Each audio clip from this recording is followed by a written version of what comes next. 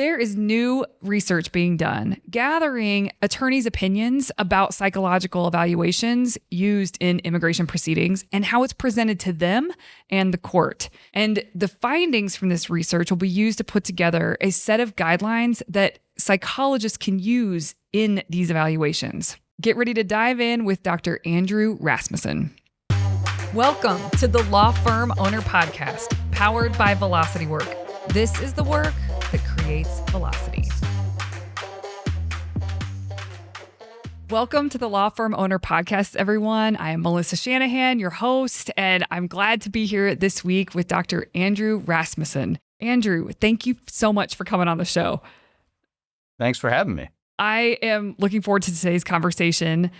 I met you at AILA in June, and it was a delight to meet you and hear about what you're up to. I think maybe the best place to start, if you want to share with the listeners and the viewers who you are and what you do. Sure. Well, first of all, I'm not a lawyer. I'm a psychologist, and I've been a psychologist for some time now.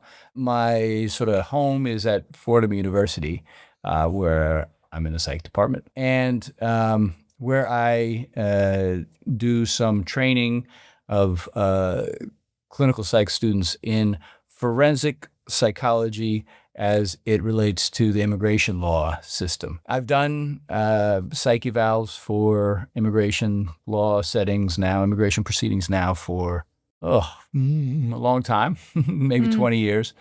And so that's sort of my niche in psychology. Okay. Which is super niche. It's pretty niche. However, in a place like New York, there is sort of an unending demand for that. Yeah. And so as niche as it is, there's a lot of people knocking on our door. Yeah. Can you share more? So our listeners, some are immigration law firm owners and some are not. Can you explain a little bit about requirements around psych evaluations for those that may not be as familiar? Yeah. The basic idea is the same, whether it's immigration court or civil court or criminal court, right? In that you are acting as an expert, right? You're asked to give expert testimony. As an expert, you can introduce facts. And the differences, I think, well, there are a number of them. First of all, the rules of evidence are a little bit more loosey-goosey in immigration court. Immigration court is, I'm sure many of your listeners know, is not actually in the judicial system. It's part of the executive branch. And as a result, there are some strange things that go on there. One major difference from the attorney's point of view and from the client's point of view is that in immigration court, in many cases, there's just no other evidence to go on, right? If you think of somebody who's for instance, seeking asylum from somewhere on the other side of the world, where they're not bringing evidence of what happened to them that is, right, there's no news reports, or there usually aren't news reports. There's not, they're not bringing eyewitnesses with them. And so attorneys tend to rely on psychologists and their evaluations to do a number of things. One, to sort of establish that something happened. Psychologists can act as, or can assess somebody's credibility, right? We have some skills around that, whether they're being consistent across contexts, whether they are, or whether they're being inconsistent in ways we would expect given what we know about them. For instance, we know that the effects of traumatic experiences can change how you think of the experience, right? If you're very stressed, and we can get into that. And so those are two ways that they differ. The other way they differ, which is sort of the reason that I wanted to come on this podcast, is that whereas in criminal forensic psych and in civil forensic psych, there are pretty good guidelines for psychologists to follow. We have, associations of psychologists working in law that are now 50 years old. But in immigration court, there just aren't guidelines. And so one of the things that myself and a colleague at City University of New York, Adeyinka Akinsuluri-Smith, she and I are working together to try and talk to immigration attorneys and then also those there are representatives, which are accredited representatives for people seeking asylum, getting a sense of how they use psych evals in cases. The idea is, again, we're trying to set up guidelines for psychologists to follow. Okay. Yeah. So I guess this is a perfect segue to talk about the research you're doing. You just alluded to it, but I would love for you to go into it because I think there's such an opportunity here for listeners to, if they are immigration attorneys, to get involved with to complete is it a survey? We have a survey, yep. Okay. Yep. And then, but also we have a lot of listeners that are friends with law firm owners who own immigration firms. So just passing the word around, because I think that would be great. The more data you can get, the better you can help in certain. So I would love to hear more just about the research and what your goal is. Sure. So our research project is really sort of has three stages of it, and we're in the second of three stages. And without getting into too many details, we started out just by talking with experienced immigration attorneys about, when they request these evaluations, what do they find useful or helpful to their case, and what is not so helpful. Psychologists, when we write evaluations, we like to write a lot, and we like to get into all the different nooks and crannies of people's well-being, for better or worse. And in the courtroom, attorneys have always told me, I don't need all that. I want something that speaks to the claims of the case, right? Mm-hmm. And so in addition, there's this idea of focusing the evaluation on the claims of the case. In addition, there are always pieces that psychologists bring up or that they look into that attorneys like, well, is that really relevant? And what they're saying is that doesn't look good for my client, right? Mm. So if there's extensive substance abuse or a prostitution charge or something like this, right? Mm-hmm. I've always, and those are obviously legitimate mental health issues. Mm-hmm. And so it's not like I can just, we'll just take it out. We're not going to delete it just because it doesn't look good. Mm-hmm. But how it's contextualized, how it speaks to the claim is important, right? So I'm sorry if this is naive, but you said a prostitution charge, for example. Yeah. You said that's a mental health. Well, it might be related to mental health issues, right? Yeah. Or it might be related to somebody's. It might be. It might actually, being a sex worker has emotional. Yeah. Consequences, right? Totally. Okay, so that's kind of what you mean. There's. Yeah, and so, but there are these things that sometimes attorneys are like, well, this is a fact that doesn't look so good, right? I had one experienced attorney talk to me. It's like, and then there's the issue of bad facts, right? If these bad facts for my client, right? Well, client's seeking asylum, but they've got an addiction, mm-hmm. and they prostituted themselves in order to fund their addiction. Mm-hmm. How could we talk about that? Mm-hmm. And so it's useful for psychologists who go into this field to understand that they're going to get pushback on that. What they do with that pushback is, I can't tell them what to do with it, right? Mm-hmm. We do have ethical standards. We have to report things, but they should know that there's going to be some pushback, and that in the world of immigration court, a lot of claims, by the way, are discretionary, right? So, the old, what was it? Somebody at AILA, correct me if I'm wrong, somebody at AILA came by in a bow tie, an older guy, and he's like, yeah, it's good to know what do you say? It's good to know the law, it's better to know the facts, but it's best to know the judge, right?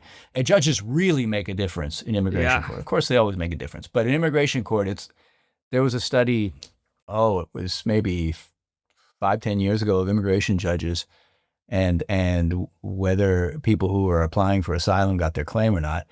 And there was such wide variety, and it was almost all due to the judge, right? So, when there's a judge in New York who I won't name, but if somebody has, had an alcohol problem, or he's telling a story and the asylum seeker says, and then I had a few beers and then I got in my car and drove, if the judge hears that, that's it. No way. Doesn't matter how bad things are. They're going back home. So interaction between these bad facts and who the judge is. And as a psychologist, I know this stuff now because I've been doing these evaluations for 20 years.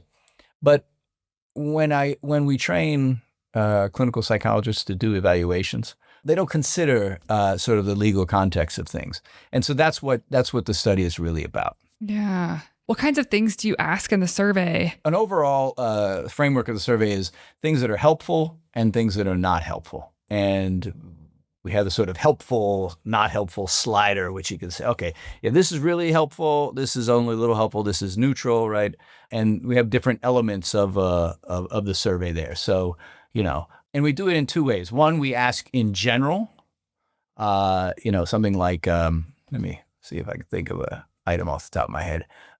The presentation of malingering. A presentation of a malingering test, right? So this malingering the idea behind malingering is somebody is exaggerating to gain something, right? They say, oh, it was really, really bad. I can't deal with life. It's so awful. Okay. And the idea is that there are malingering tests that we have that can detect when somebody is feigning. And so whether that's in a report or not, some lawyers will say, yeah, well, the judge has won it now, so let's get it in there. Other immigration lawyers have told me, I don't even want that in there because it brings up the possibility that somebody's faking their emotional well-being. And so people on the survey can say, yeah, that's pretty good, or that's helpful, or not so helpful, right? Okay.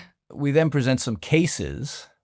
So we have some vignettes where we present some cases because we know you guys always think in cases. You don't think in general things. So there's an asylum case. There's a VAWA, violence against women case.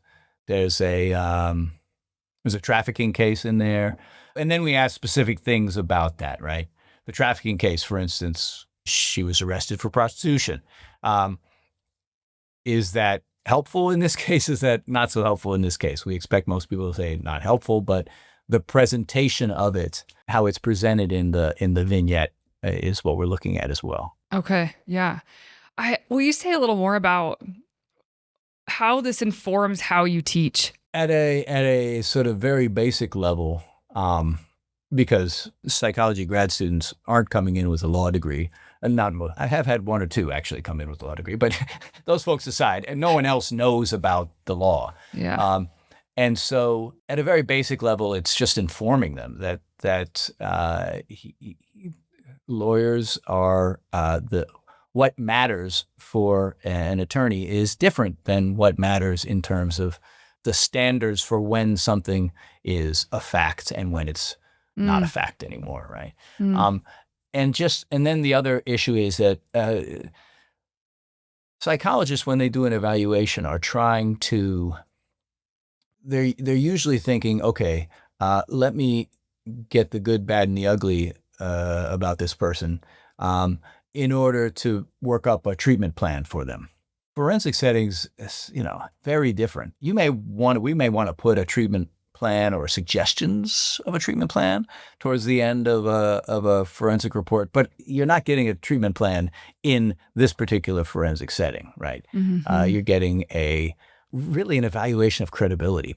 What it comes down to is this person credible? Does what they're going through now fit with what they've already been through? I mean, that makes me want to ask you more about towards the beginning, you said the ways in which they present could be expected and normal given the trauma that they've been through. And so I'm gathering it's taking that into consideration differently with what you're trying to teach based on having some context for their history. Is that correct? Yeah.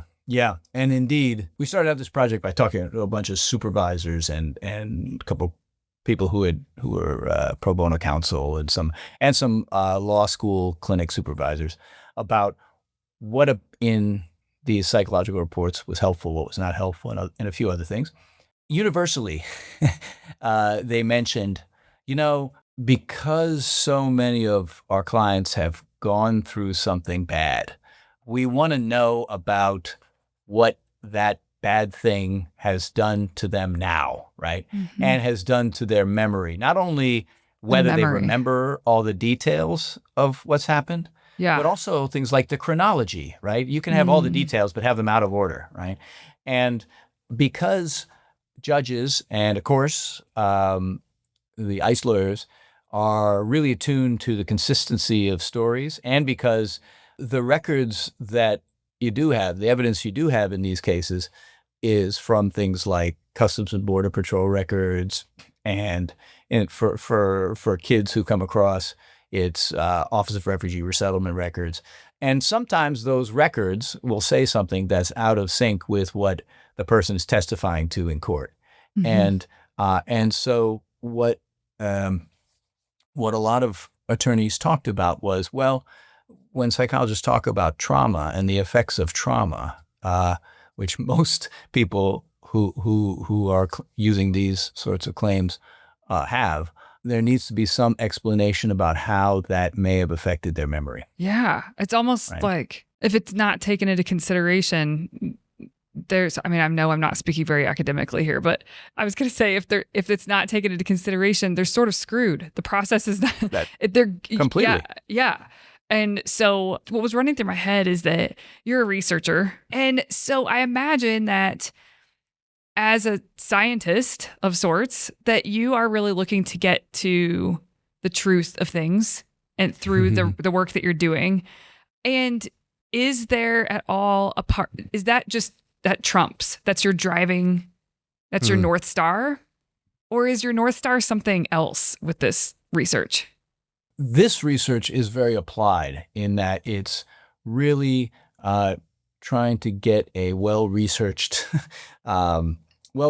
perspective on how Yeah. immigration attorneys and other representatives of immigration court use these psych evals, Mhm. with the idea that there are some things that will be surprising to psychologists. Mm. And so what we need to do is take the information that you guys are giving us Mhm. and then set out a certain set of guidelines. What Mhm. exactly those, I was thinking earlier, I was like, let me figure, what would a guideline look like at this point? And given that we're in the middle of research, I don't have any good Yeah. examples. I mean, I have ideas. Yeah. I think there's probably a guideline surrounding this issue of if somebody has a trauma experience, and we have strict criteria for what a trauma experience is. Mhm. It's not just something bad happened, right? But if somebody had a traumatic experience and they look like they had a trauma reaction at the time of that experience, then we need to think about their how it might have affected their memory of that experience, right? That's probably something that should be considered. Yeah. Right. Yeah. Another guideline, which is a little more straightforward, maybe, is when you give a diagnosis. So psychology, we give diagnoses, right? We talk about different disorders and diseases and things like that. Whereas in a clinical setting, just somebody comes in, wants treatment, we can just give them a label, and somebody else looking at the report will say, "Oh, yeah, okay, I know what that means." In a forensic setting, we need to be a lot more specific. We need to talk about the specific symptoms of that diagnosis. We need to connect those symptoms of the diagnosis to the claim they're making. And so there's probably a guideline that'll come out of this that has to do specifically with this. Okay. Yeah. So that's the point of the sort of research. It's not really asking too much about the immigration attorneys themselves. It's more about getting information to then use it in writing these guidelines for the field. Yeah. Yeah. Which at the moment, are there guidelines? No. So you're creating the first set of guidelines that would exist. That's right. Okay. Yeah, this was after 20 years of doing this. I was like, what? There's got to be guidelines around. There are a bunch, and I say a bunch, I'm talking about 3 or 4 books that have been written by psychologists that suggest things, but it's all practice-based. It's all someone like me who's done this for a while is saying, this has been my experience. Those are great starts. But in terms of actually asking attorneys how they use these evaluations, beyond a handful of little studies, 2 studies I found, there just wasn't much. So that's why I'm doing this. This has got to be done. So at Ayla, I have a very specific memory of you, seeing you behind your booth. And I don't know if you remember this, but there was a booth next to yours that was giving away a free iPad. And I was like, I'm a vendor. And you were like, take the iPad. So you stood out to me. You had a great sense of humor. But then, it was hard to see every booth. And I think for whatever reason, I stopped at the end of that line. But you came over to our booth. And so we got to chat some more, which was great. Can you share, is that the sole reason you had a booth there was to help get participants in the survey? That's right. Yeah. That's right. I got some, the backstory is I got a grant from the American Psych and Law Society to do this work. And so I had this, and I said, well, what am I going to do? I need to go where the immigration lawyers are. And so I went to Ayla. I had actually had a little bit of contact with Ayla in that I worked on a project with Chuck Cook 15, 20 years ago, who used to be the Ayla president. He was around. I saw him again out there in Aurora a few weeks ago. Again, it was fun to see him. But so I already sort of had this in like, okay, that's where I got to go. And so, we got a booth. They gave us the nonprofit rate. It's still a lot of money. And we hung out in that hall for 3 days. I hired a couple of really go-getter psychology grad students who were at the University of Denver, who were students of somebody that I know just through the field. And so they were great. They were all over there handing out, starting conversations with people. And that's great. So it was funny because everybody thought they thought we were selling psych evals, right? Everybody came up to, so how much do you charge? I was like, well, actually, we're not selling. We want you to take a survey. They're like, what? You're a rare breed in halls like that. It's very funny. It was also funny for me to see how many people were actually selling psych evals. Like I just hadn't thought of those folks. Did you go talk to them? Yeah. Oh, yeah. That was fascinating. Cool. Okay. Yeah. I don't know a lot about that world either. So I don't know. So my sense of it is that post-COVID, there was the realization that you can do quite a bit of psychology over Zoom, Microsoft Teams, what have you. It certainly has become the norm for a lot of private practice therapy. Evaluation, it's harder, at least for me. Maybe I'm just old and don't know about this stuff, but it's harder for me to do evaluation, at least solely on screen. I like to go actually sit in the room with the person. But a lot of people are doing it that way. And so a few enterprising folks who are licensed to do evaluations at various types of license, not just psychologists, but also social workers, some just mental health counselors who have extra training in evaluation, are doing this stuff remotely. And you can, and I talked to one outfit, they said, we had this price for getting it to you in 2 weeks, this price for a week. And if you really need it for 24 hours, we'll talk about the price, which is interesting. It certainly speaks to the need, or at least the perceived need of these sorts of evaluations. Yeah. And it suggests that it's a growing business, which of course, with all the developments in immigration detention that have been going on the last week, let alone last few months, it's likely that this will, be an area that is growing. So that's great. Did you have any, with any of those booths or anyone else, did you have any good unlocks for you or potential avenues to really get this word out? I hope that this helps, but. Yeah, certainly. I mean, I had a lot of really interesting conversations just with people who came by, right? I mean, and just to see, for me, what was so helpful was, I've been in New York, and I've been in where the grant rates for asylum is pretty high. The availability of lawyers for people seeking some sort of protective or victimization claim, persecution or victimization claim, pretty high. And then just the availability of sort of nonprofit support in general. So it's it's a little rarefied out here in terms of immigration law. And I've been mostly in touch with the nonprofit legal world. So public interest law firms that have an immigration section or something like that. Yeah. every once in a while, certainly I'll work with a private lawyer here, and happy to do that. But it's a different scene. So for me at Ayla, it was so good to talk to people in other areas that I imagine that some of your listeners are in, right? Mm-hmm. Some of those who have their own law firms. And so just to hear the variety of opinions on these psych evals was fascinating to me, because I've only heard sort of, yeah, they're helpful, and it's nice to have somebody on the team who can help out, and a psychologist can see this. I heard people say, you know what, you guys spend a few hours with the clients, and the judge says, how can you know anything about these clients? And so I don't even use you anymore. It's like, okay, good. I want you to take a survey to give your opinion. Yeah. Somebody else said, oh, yeah. We have a lawyer in the county that I work at. This is a guy up in Washington State. Her husband does these psych evals, so all her clients have psych evals, but I don't necessarily, most of my clients don't need psych evals, so I don't order them. I'm like, okay, interesting.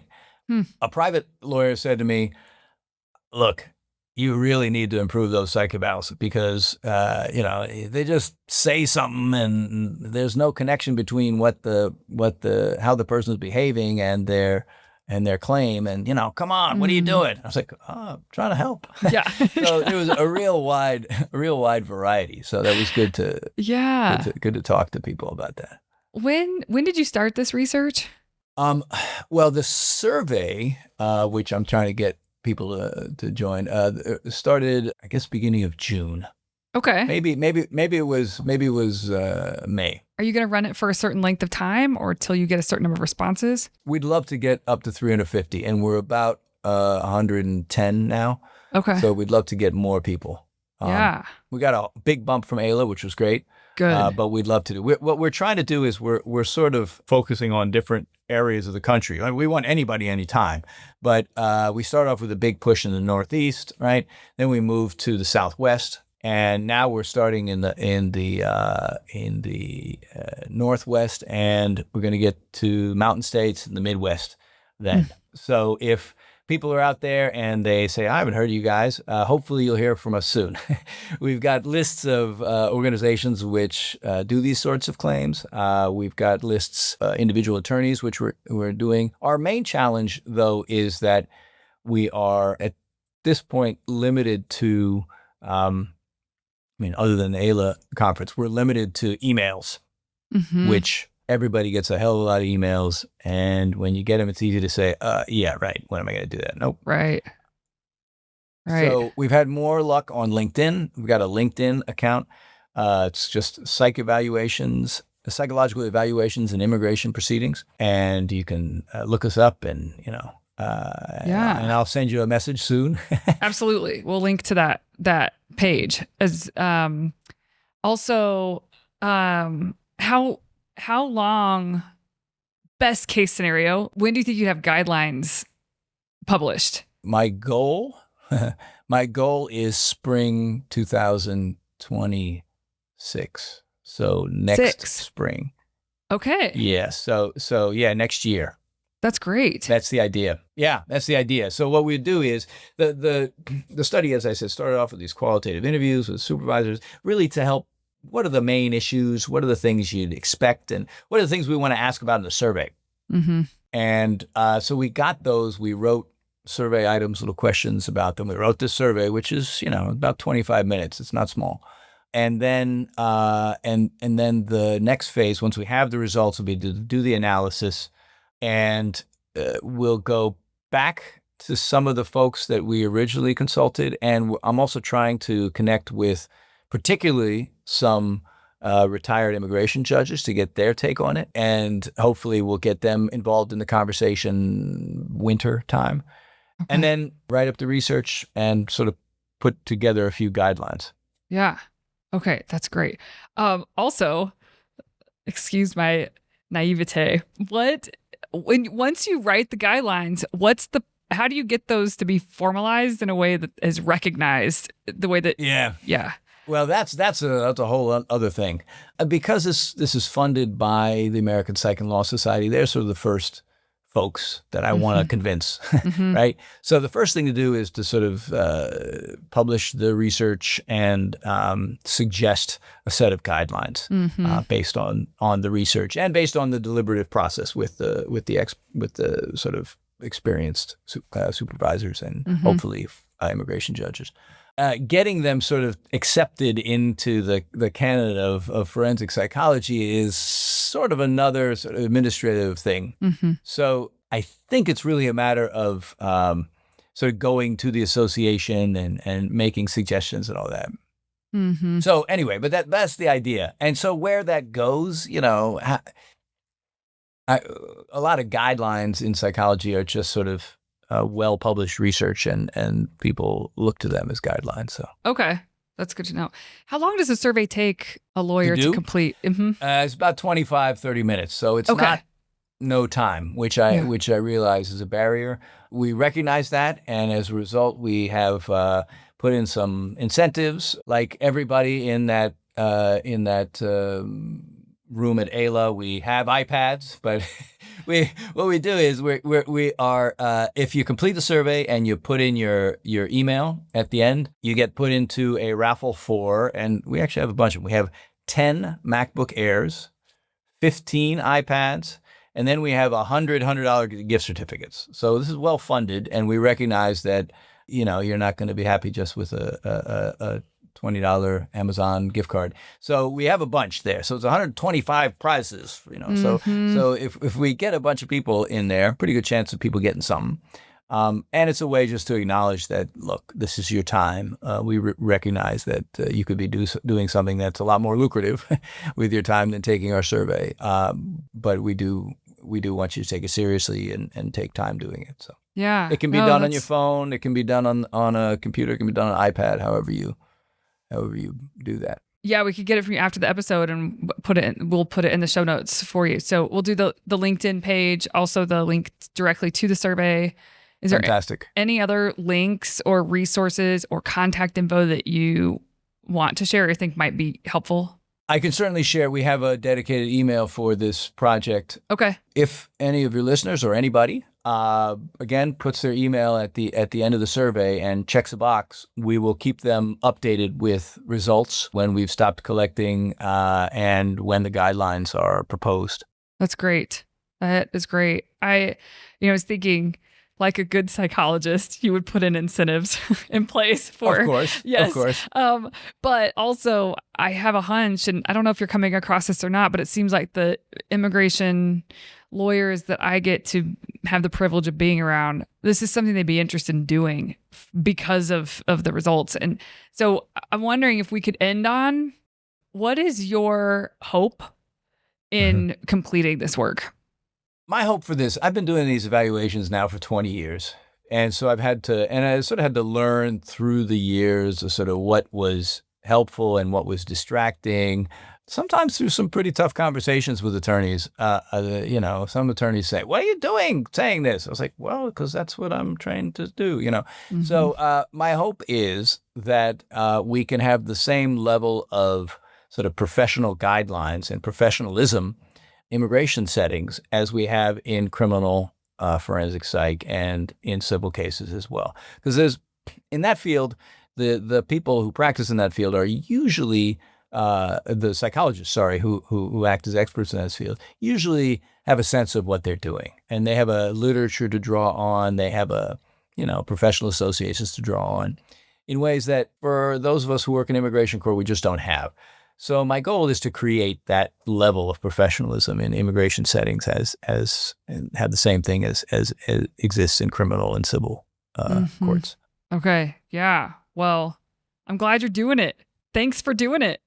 Yeah. Thanks for taking the lead. It sounds like work worthwhile for sure. And I hope that for all the listeners and viewers, get involved. Take the survey if you were an immigration attorney. And Great. If you are not, please pass this to the immigration attorneys that you know. Pass it around. The more people who take the survey, I mean, you're hoping for 350, but you'd be happy with more than that. Oh, we'd love to have more than that. Definitely. For sure. And we don't, if somebody's not working in immigration court right now, but have had some experience with immigration cases, please, jump in, take the survey. Okay, great. Thank you for your time. I really Thank appreciate you. it. This was I'm always interested in what people are up to in the world, in their own quarter of the world. And this was such a fascinating conversation to learn what you're up to. Thanks. Yeah. All right. Thank you. Thank you. Thank you for listening to the Law Firm Owner Podcast. If you're ready to get clearer on your vision, data, and mindset, then head over to velocitywork.com where you can plug in to quarterly strategic planning with accountability and coaching in between. This is the work that creates velocity.